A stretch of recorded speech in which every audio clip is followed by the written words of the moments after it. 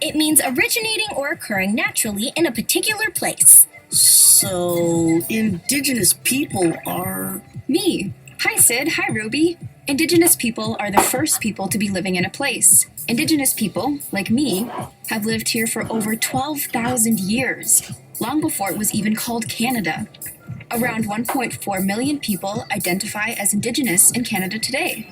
Hi, Sunny. You're indigenous? Yep, I'm Algonquin First Nation. So, which word should I use? Indigenous or Algonquin First Nation? Well, most Indigenous people would rather be called by the title of their nation: Algonquin, Cree, Haida, Mohawk. But if you don't know what nation someone is, it's better to use the word Indigenous. Is indigenous the same as Aboriginal, Native, and Indian? Actually, those words aren't used as often anymore, Sid. In some cases, those words can even be hurtful. In Canada, there are 3 different groups of Indigenous peoples: the First Nations, the Métis, and the Inuit. The First Nations is the largest and most varied group, and they are found all over Canada. They include my nation, the Algonquin First Nation, and many others like Cree, Haida, Mohawk, Ojibwe. The Métis are the descendants of First Nations peoples and the European settlers who came to Canada, and they are all across the country.